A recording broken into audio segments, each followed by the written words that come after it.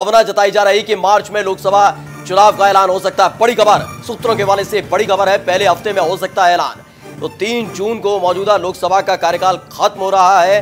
लोकसभा के साथ आंध्र प्रदेश, उड़ीसा, जम्मू कश्मीर के विधानसभा चुनाव का भी ऐलान हो सकता है। तो इस वक्त की बड़ी खबर, लगातार इसी बात की अंदेशा जताया जा रहा था और आखिरकार सूत्रों के हवाले से जो खबर आ रही है कि मार्च में हो सकता है लोकसभा चुनाव कराने का ऐलान, पहले हफ्ते में हो सकता है ऐलान। सूत्रों के हवाले से बड़ी खबर, 3 जून को मौजूदा लोकसभा का कार्यकाल खत्म हो रहा है। बड़ी खबर, मार्च में हो सकता है लोकसभा चुनाव का ऐलान।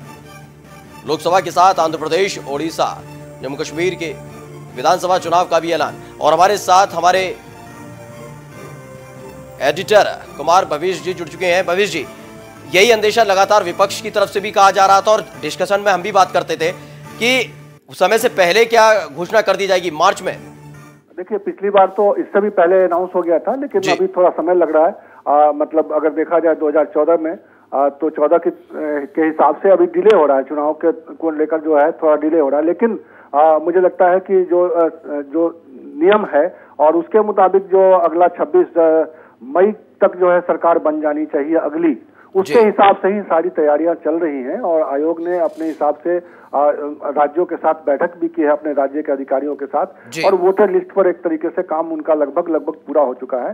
तो अपनी तैयारियों की समीक्षा वो कर रहे हैं और अनाउंसमेंट को लेकर निश्चित रूप से ये लगता है कि अब बहुत ज्यादा वक्त नहीं रहा गया है और मार्च के लास्ट से लेके अप्रैल और कह सकते हैं कि पूरे अप्रैल में ये चुनाव को खत्म कर लेना होगा, ताकि मई में किसी भी वक्त वोटों की गिनती का समय तय किया जा सके और 26 मई से पहले नई सरकार का गठन हो सके, क्योंकि 17वीं लोकसभा का कार्यकाल जो है मई में खत्म हो जाएगा।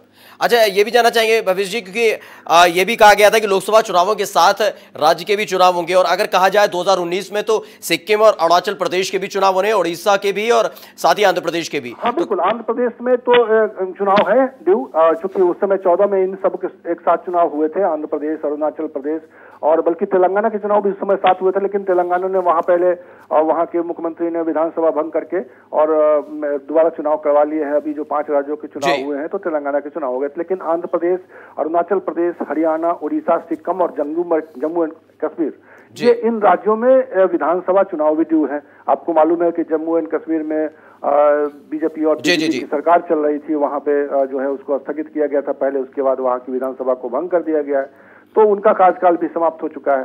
तो इन राज्यों में विधानसभा के चुनाव और पूरे देश में एक आम चुनाव की स्थिति बन रही है और वो चूंकि 10 फेजेज में चुनाव होते हैं और काफी चुनाव के लिए सुरक्षा की तैयारियां करनी होती है, इसलिए लिहाजा महीने से 1.5 महीने तक का वक्त लगता है इस पूरे मतलब अगर देखा जाए 10 फेज में 9 फेज में चुनाव कराने होते हैं पूरे देश में, अलग अलग फेजेस में चुनाव होंगे। तो इस लिहाज से 1.5 महीने का समय तो उसके लिए चाहिए। उसके अलावा अधिसूचना जारी होती है, उसके अलावा नॉमिनेशन फाइल करने की एक प्रक्रिया है, नॉमिनेशन फाइल होगा, उसका फिर उसकी जांच होगी, तो एक प्रोसेस फॉलो किया जाएगा। इसके लिए 1.5 से 2 महीने का पूरा समय चाहिए और वो समय अब आ गया है। किसी भी वक्त जो है आयोग आके आपको चुनाव की तारीख का ऐलान कर सकता है और उसी सिलसिले में ये खबर आ रही है कि इसकी तैयारी लगभग मुकम्मल हो चुकी है और ऐलान हो सकता है और जो तारीखें बताई जा रही है उसके हिसाब से ही आगे कार्यक्रम तय होगा। बहुत बहुत धन्यवाद हमसे जुड़ने के लिए कुमार भवेश जी और ये जानकारी साझा करने के लिए।